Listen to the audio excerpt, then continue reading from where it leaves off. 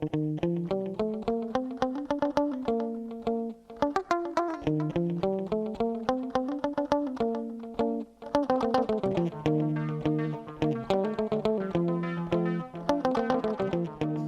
we have about 2 or 3 minutes, and I'm going to again open up an opportunity for 3 comments, questions from the floor. So let's see, before we go to lunch, at which point it shall be silent at lunchtime.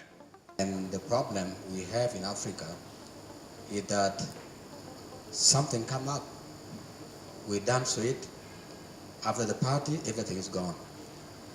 And I would like to encourage Trademark Africa that there are areas which they should concentrate.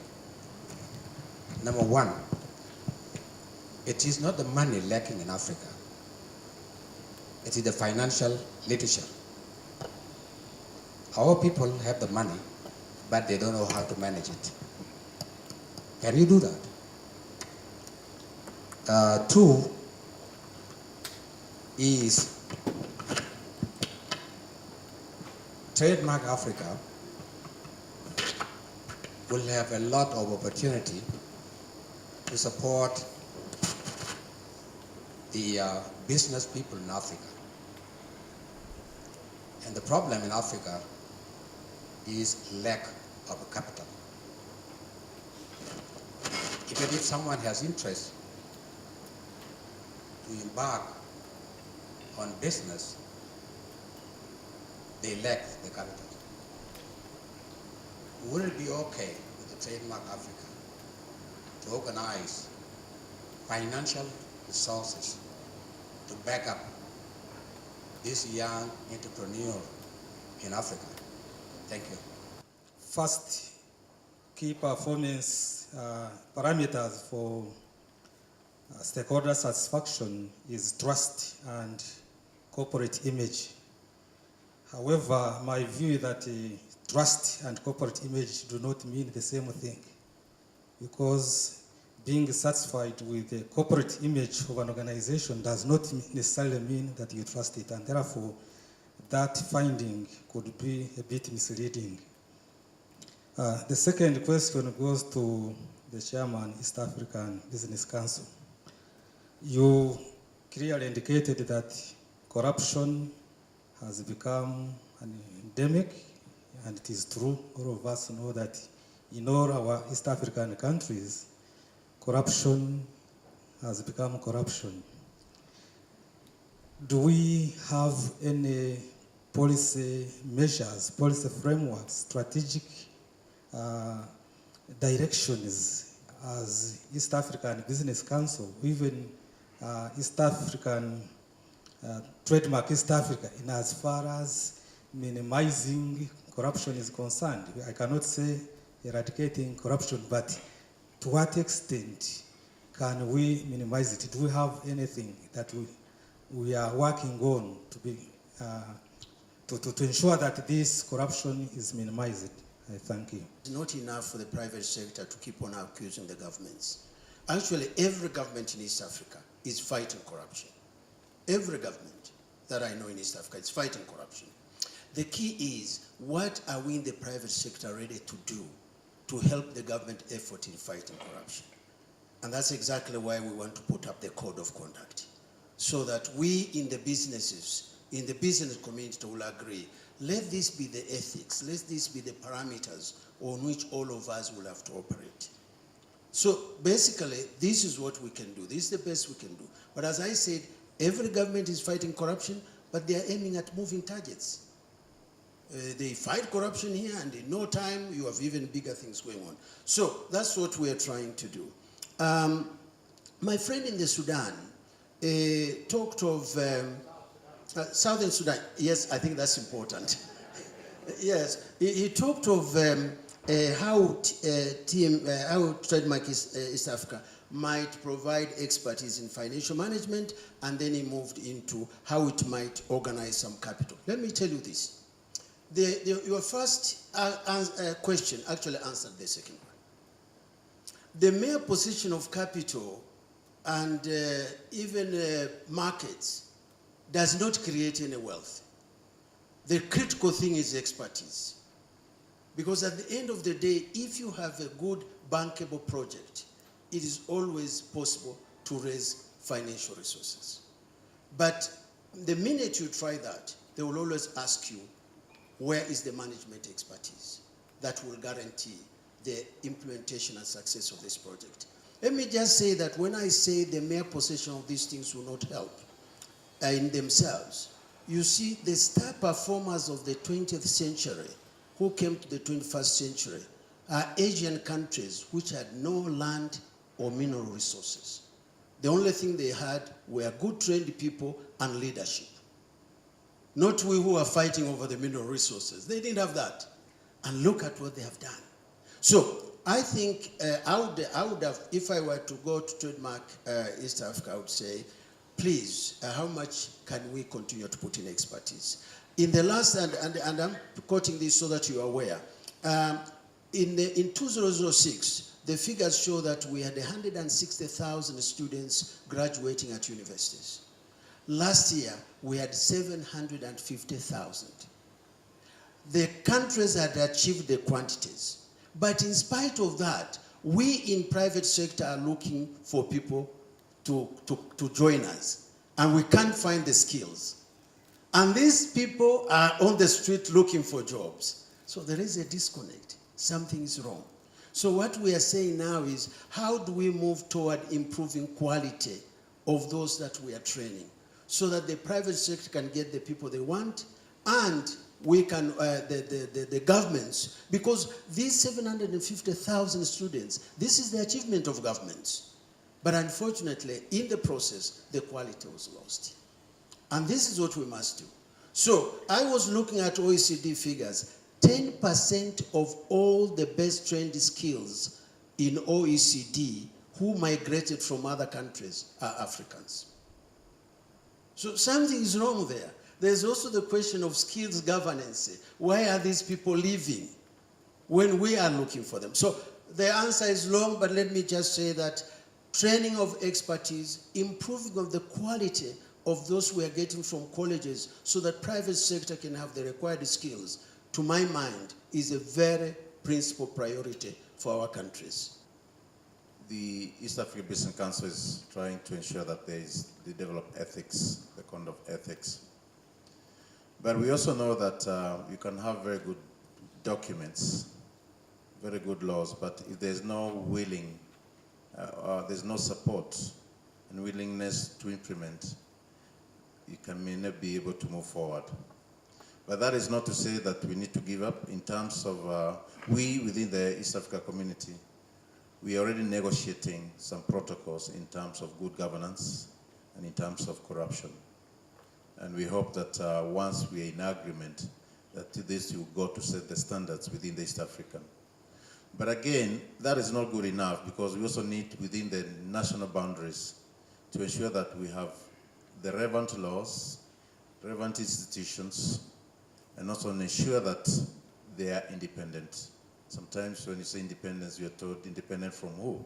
But then what we're saying is that they should be able to be autonomous, to be able to work independently. So that it's a concerted effort that must come from all corners. Because once you realize that this is an enemy, then you must be sure that you're fighting it from all corners, including starting with ourselves. Starting with I. And then once you make also the business environment transparent, ensure that people are not competing, because when they are competing, also people are looking for shortcuts. It is also important to ensure that people are able to compete openly.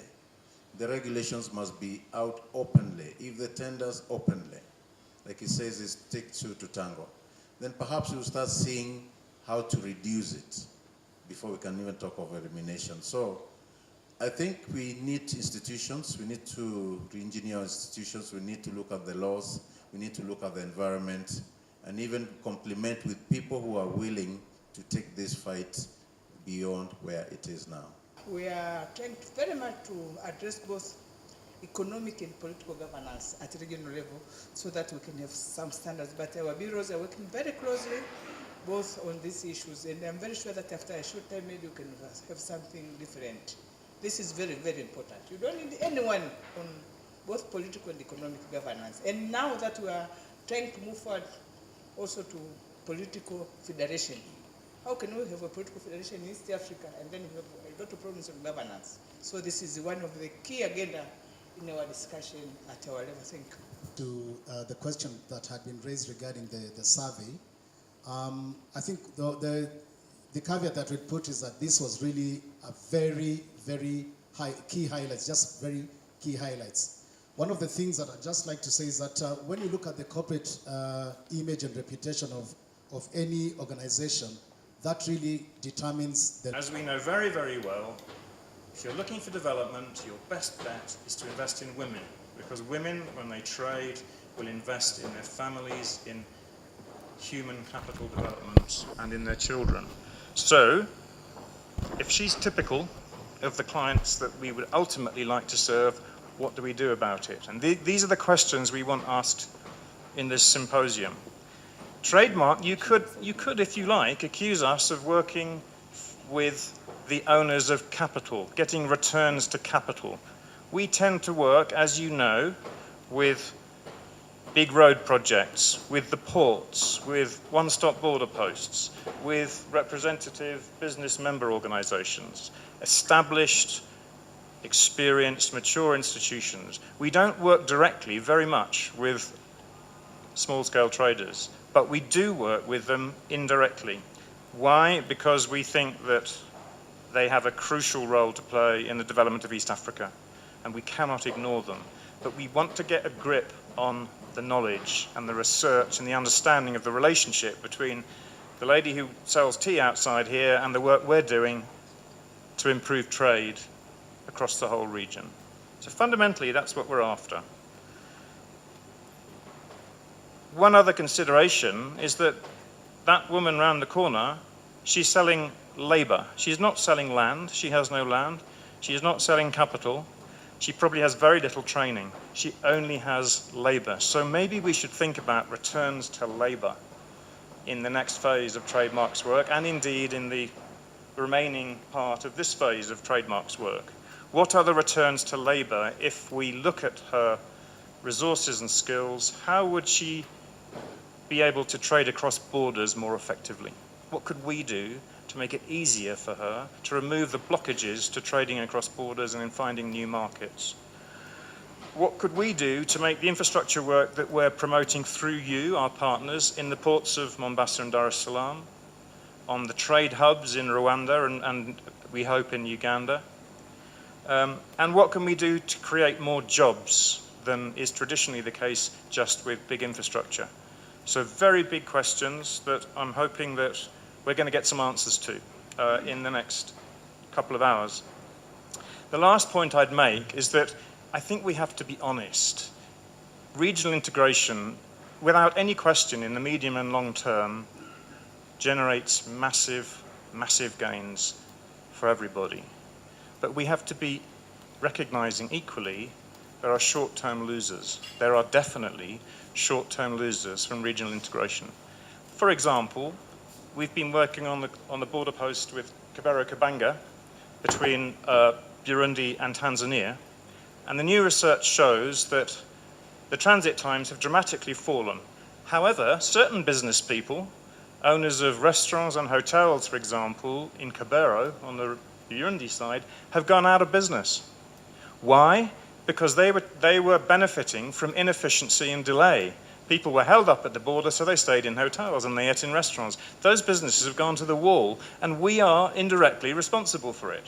So we have to acknowledge there are short-term losers, and we have to think about how to mitigate that. And I think Karen's example in Mozambique was equally compelling this morning. We've got to think about that and be prepared to take mitigating actions to reduce it.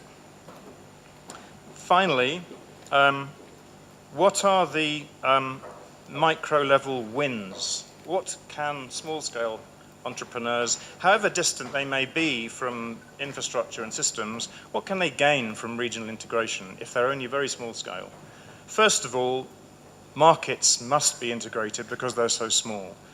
Secondly, if you drive down input costs, as we are trying to do with all of you, then the costs of everything you import fall.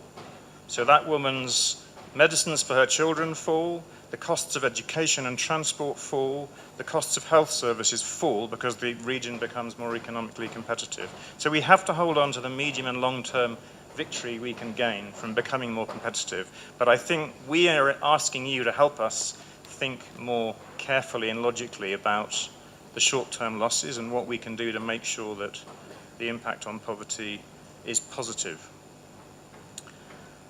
Finally, trademark, I think you know by now, we characterize ourselves as doers. We're not very good, I think, at academic analysis and thinking. We do a bit of it here and there, but we need people like you. We need researchers, people who really understand the markets.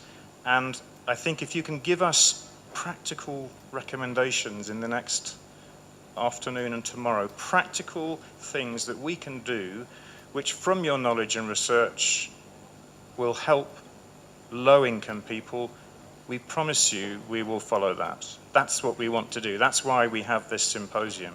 Guide us, tell us what we can do to improve cross-border trade, to reduce vulnerability, to incorporate that into infrastructure work and systems, and in electronic systems especially, and in cross-border management. I can absolutely promise you we will take that very seriously and we will try and implement it. Because it's exactly what we want to do. It's what our donors want us to do, it's what we want to do, and what we're hearing that you, as our partners, want us to do. So it's a very exciting moment. I was chatting to Julia, who's making the first presentation just before the lunch break, and this next one, cross-border trade, is going to be really great. I'm really excited about this. This is where we really want to be. We want to make a big impact for low-income women, especially women traders cross-border, and we've got a long way to go. So excited to hear this presentation, and indeed all the others. And the last point I'd like to make on behalf of Trademark is to thank all of you who've put together papers, who've done that research and drawn these conclusions, for the people who've offered to chair the sessions and to guide us through to help us in our next phase of Trademark. So thank you very much. Let's be practical about some of these things and see how we can help not only Trademark, but other people who are working in this space to put their money in the most impactful interventions and initiatives to reduce the poverty challenge that we are all facing in this region. With that, I'd like to invite Julia to set the ball rolling and to talk to us about the segmented nature of informal cross-border trade and see how we can begin to tackle this. My name is Julia Lipowiecka and I'm a researcher at the Sana Institute, and I'll be presenting on the topic of the segmented nature of informal cross-border trade in East Africa and what the implications are for aid for trade interventions. Just to quickly introduce you to the Sana Institute, we were set up last year as a non-for-profit initiative of Sana Consulting, and we aim to bring together thinking and doing to improve development outcomes, especially in the areas of trade and regional integration. Some of the research areas we focus on are the impact of trade reforms and regional integration on poverty outcomes, trade and the post-2015 aid effectiveness agenda, public and private partnerships, and measuring impact and development results in aid for trade programs. So why focus on informal cross-border trade, where it's great to see what the work that Trademark East Africa is already doing in this area, and also that it features so generously in your next 5-year strategy. Donors are increasingly recognizing that in order to maximize the inclusive growth and poverty impact of aid for trade initiatives, they need to engage with informal cross-border trade. Informality is prevalent in Africa. The sector represents up to 42% of official GDP. It also, the majority of participants in informal cross-border trade are poor households and women, meaning that it provides an important avenue for donors to maximize their poverty and gender impact of aid for trade interventions. And finally, the completion of the WTO Trade Facilitation Agreement, and hopefully its ratification, means a large influx of technical and financial assistance to improving time and costs associated with crossing borders. And this provides a particular opportunity to engage with informal cross-border trade. So what do we mean by informal cross-border trade? The OECD defines this as trade in legitimately produced goods and services, which escapes the regulatory framework of the state by avoiding certain taxes and regulatory burdens. Cross-border traders avoid customs control either by using unofficial routes or by using illegal practices, for example, misdeclaration of country of origin, misclassification of goods, or under-invoicing.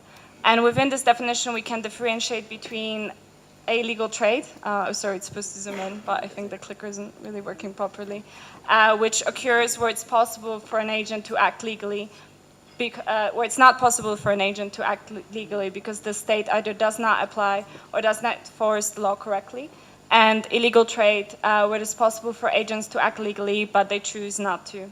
Illegal trade is particularly relevant to the context of sub-Saharan Africa because of the weak capacity of customs administration. And in this presentation, I'll be considering both kinds of trade. In terms of the literature, the review of the regional impact and on development and regional integration of informal cross-border trade is very mixed. On the positive side, informal cross-border trade can play an important role in diversifying local economies, in generating food and energy security, in generating entrepreneurial activity, and also providing jobs and poverty alleviation in the absence of formal employment opportunities.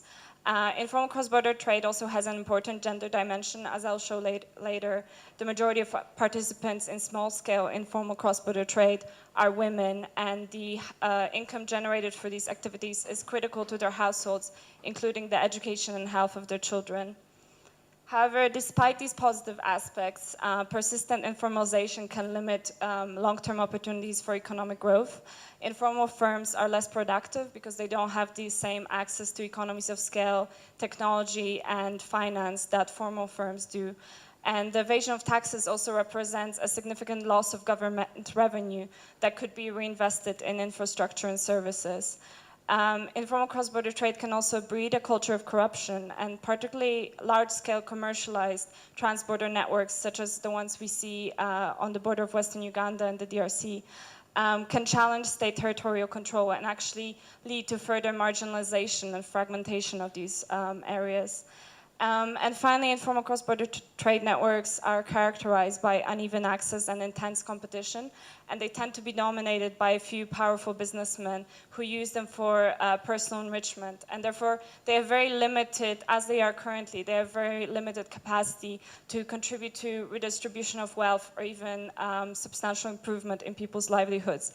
And they are labeled as vectors of dispossession in the literature. So in order to collect data on informal cross-border trade, some of the methods that are often used are monitoring official border posts or monitoring trade and conflict minerals between neighbors, or even using macroeconomic and trade data to estimate the size of the informal economy. But unfortunately, until very recently, most national governments in East Africa or Africa generally made very little effort to try to quantify the scale of informal cross-border trade in their economies. And the annual ICBT surveys conducted by the Ugandan Bureau of Statistics provided somewhat of a snapshot of the informal trade flows that currently happen in East Africa. However, it's most likely the data that they provide underestimates the extent of informal cross-border trade because they only measure the trade that passes through official border posts. However, as you can see for this graph, over the last 7 years that the survey has been conducted, although there have been annual fluctuations in the extent of exports from Uganda to the rest of the EAC, the level of informal trade has actually remained quite constant. And in 2012, it was the informal exports to the rest of the EAC from Uganda were 165 million, corresponding to 29% of official export flows. However, this is most likely an underestimate because of the data collection issues. So what are the factors that explain persistence of informal cross-border trade in East Africa? Some of them are historical, so it is colonial boundaries, tariff and trade restrictions, and general overregulation of commercial activities that create incentives for traders to enter the informal economy. Structural adjustment programs and the economic crises of the 1980s and 1990s created further informalization of economies in East Africa. And finally, the regional impact of the conflict in the Great Lakes region has further facilitated informalization through the flow of armies, rebel groups, and refugees. In many ways, informal cross-border trade represents a natural market response to the high costs of operating and trading officially. Bureaucratic export and import procedures and inefficient border management create incentives for many traders to operate informally rather than bearing the high costs of operating and trading in the formal economy. And furthermore, the lack of formal jobs and the falling wages lead many households to diversify their incomes or supplement their incomes with informal activities. And particularly for the commercial, large-scale informal networks, the disparate trade, monetary, and fiscal policies between the different EAC states provide a particular opportunity to profit, and this is facilitated by porous borders and the weak capacity of customs officials.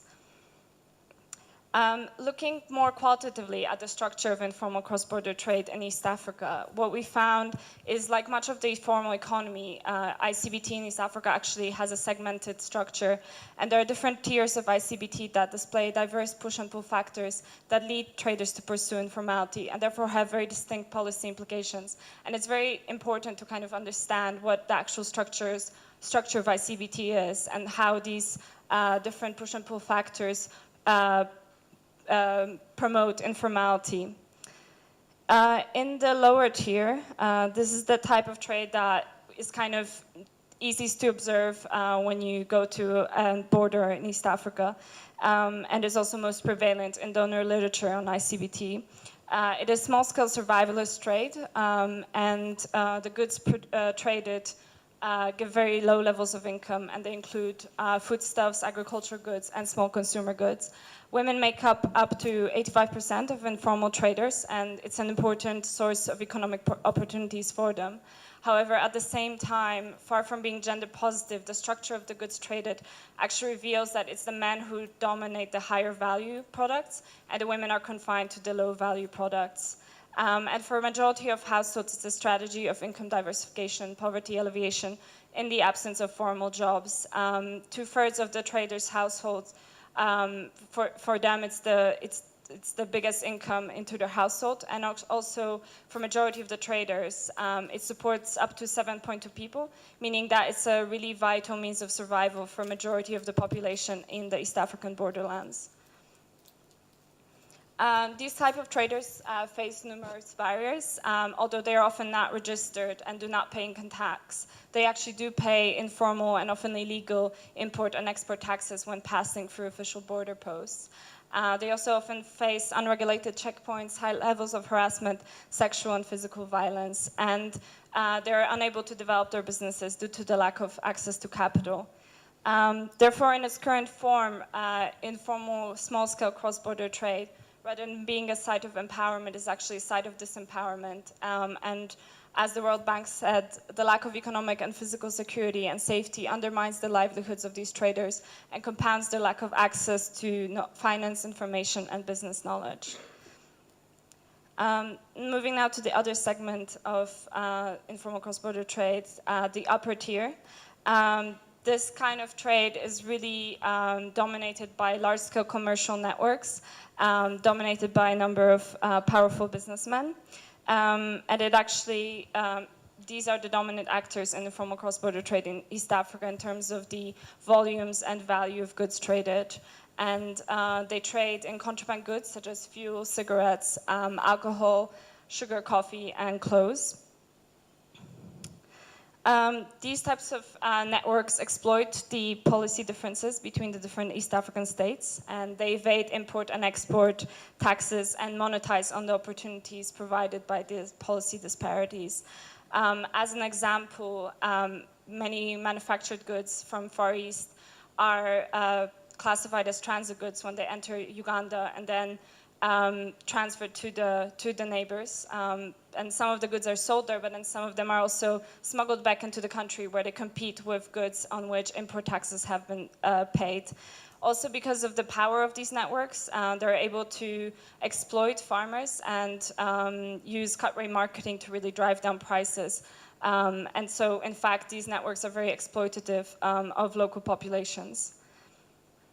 And finally, far from being an expression of entrepreneurial activity, this type of trade is actually enabled and continues to operate due to the complicit participation of formal actors, such as local elites and some customs officials. Often these types of networks develop strategic alliances with these actors that enable them to facilitate their way across borders. For example, in Arua, Uganda, undermines the fiscal capacity and legitimacy of East African states. At the same time, it has to be recognized that small-scale informal cross-border trade is a vital means of survival for neglected populations in the borderlands. And, sorry. So there are a number of implications for aid for trade interventions. First of all, because of the participants in informal cross-border trade being predominantly women and poor households, it's an important avenue for poverty reductions for aid for trade programs. And targeted donor interventions can really make a difference in terms of the economic and physical security of these traders.